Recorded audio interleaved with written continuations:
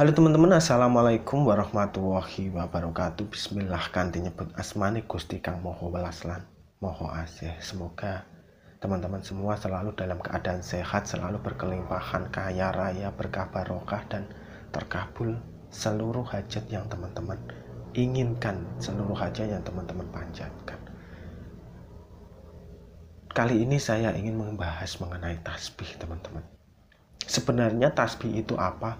Tasbih itu adalah alat yang digunakan untuk berzikir atau berdoa. Tidak hanya orang Islam semata yang menggunakan tasbih, karena sejatinya tasbih itu digunakan oleh pihak-pihak di luar Islam juga. Akan tetapi biasanya jumlah atau besarannya atau cirinya itu antara satu dengan yang lain itu berbeda. Akan tetapi fungsinya sama. Ini adalah digunakan untuk menghitung dan juga digunakan untuk memanjatkan doa secara teratur. Lalu apa sih fungsi lain dari tasbih yang digunakan dalam kegunaan kita sehari-hari dalam berspiritual?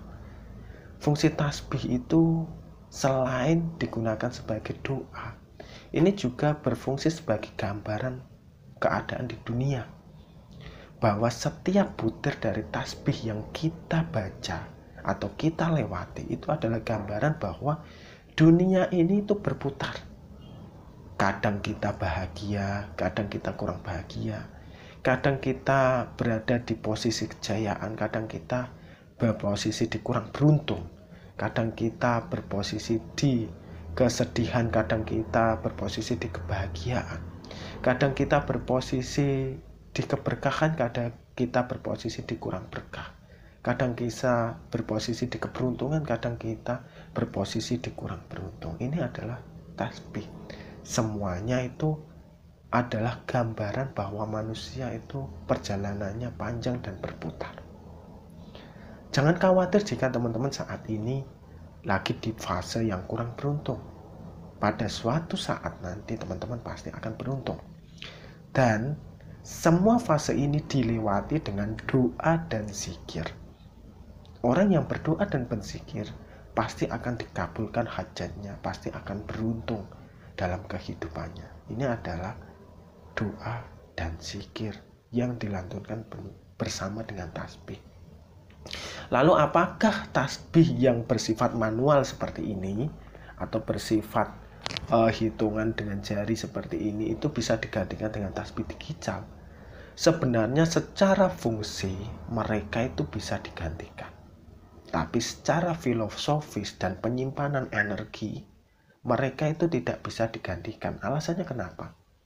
Karena tasbih yang bersifat alami seperti ini, yang berasal dari misalnya tanah, batu, misalnya dari kayu dan lain sebagainya yang berasal dari sumber-sumber alam, itu mereka itu akan cenderung menyimpan energi. Ketika kita membaca lantunan zikir, lantunan doa itu secara otomatis itu akan tersimpan energinya di dalam sebuah tasbih yang kita pegang, yang kita gunakan untuk menghitung, akan tersimpan di situ energinya. Dan energi ini itu akan terus tersimpan, akan terus mengalir dan menjadi suatu magnet ketika kita gunakan. Dan ketika tasbih itu tidak kita gunakan atau kita berhenti dalam berzikir dan kita gunakan untuk kalung misalnya, untuk yang lain misalnya, itu biasanya energi yang tersimpan itu akan memberikan magnetisasi atau pancaran yang akan membuat energi di dalam tubuh kita itu menjadi energi yang terpantik. Karena ada pancingan ini, misalnya motor, ketika di starter mesin yang besar itu akan hidup. Ini adalah salah satu dari fungsi tasbih. Akan tetapi banyak orang yang memang ketika kita menggunakan tasbih itu jangan dibuat kalung atau jangan dibuat yang lainnya. Karena apa? Karena sejatinya memang ditakutkan. Bukannya tidak boleh teman-teman, tapi ditakutkan orang yang menggunakan tasbih sebagai kalung itu mereka akan menjadi orang yang sombong, orang yang gila kehormatan, atau hanya ingin dianggap sebagai wali atau kiai-kiai besar atau menyombongkan diri terhadap apa yang tasbih dimiliki tersebut. Takutnya seperti itu. Sehingga jika teman-teman takut jika tasbih itu menjadi problem untuk teman-teman semua, menjadi sombong dan lain sebagainya, sebaiknya jangan dipakai.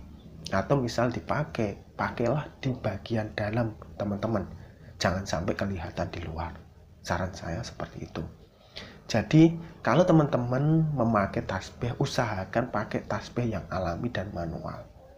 Karena sejatinya tasbih ini ketika nanti suatu saat kita wariskan kepada anak cucu kita, maka dia akan menyimpan energi dari doa-doa kita, menyimpan energi dari apa yang kita zikirkan, kita lantunkan setiap kita berzikir. Seperti itu teman-teman.